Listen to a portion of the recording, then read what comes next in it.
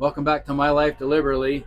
I'm in my Yanmar 347 tractor with my Grapple on the front, and I'm heading back to the back part of my property down by the creek. Just across the bridge, we had some trees come down, about 10 of them, in a recent windstorm. And two of the trees are pretty rotten, so they might not be good for anything but a burn pile. But the rest of them are newer trees, not big diameter, but they're newer trees, and I can cut those into 8-foot lengths to put on my cutoff table and turn them into firewood. So I'm gonna go down and try to harvest those today.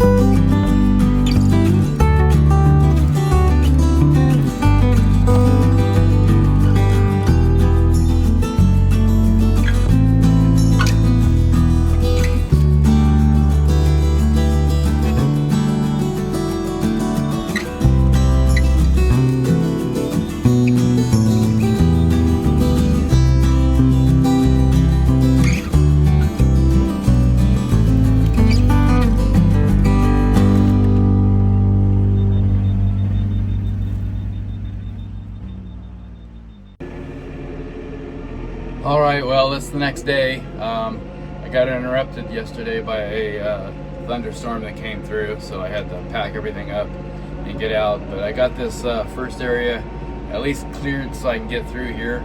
I'm gonna take the tractor and some straps and pull these trees up, pull them up closer onto the road. But for now, I want to get around the corner up here and show you what I got going on there, and then clear those up so that I can reach the back end of the property here, because there's some things I want to do around there.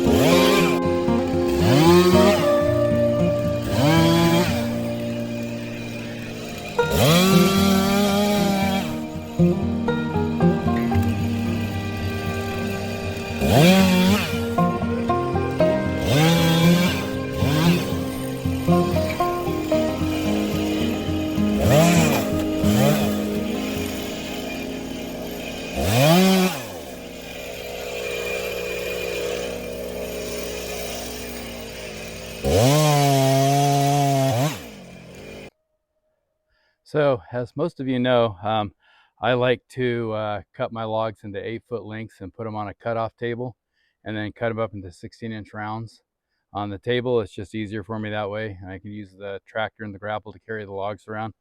But what happens when you don't have enough to make an 8-foot piece, and maybe you would just want to cut some 16-inch rounds? Well, what's the fastest, easiest, and cheapest way to do that?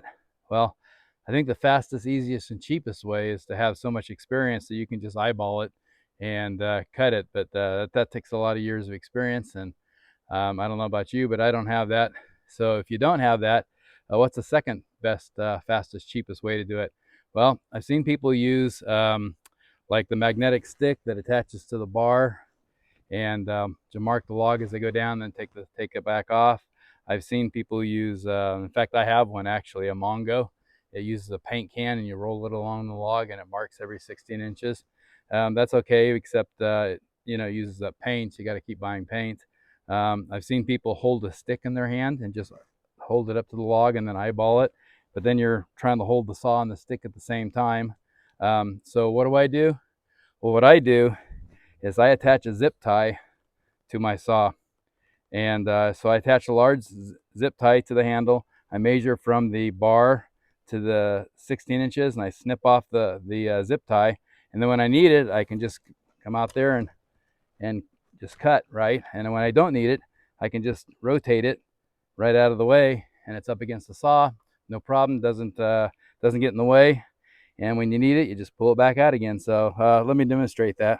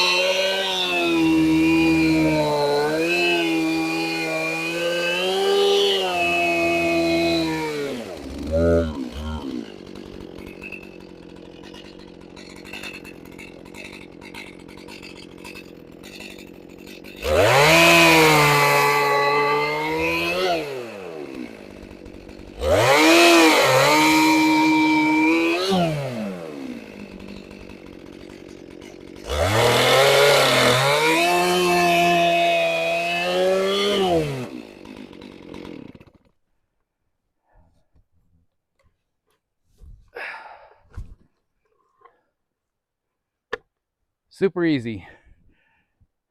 All right, guys, so I'm gonna put away my equipment and end this video here.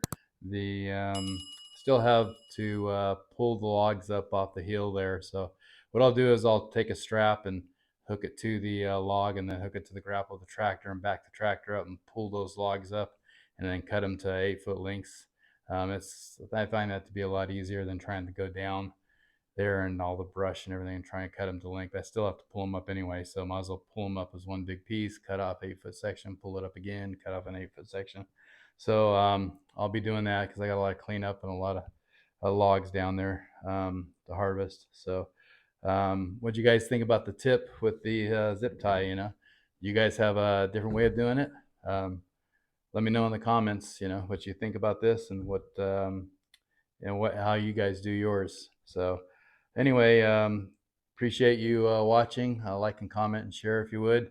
And I will see you guys in the next video. Thanks.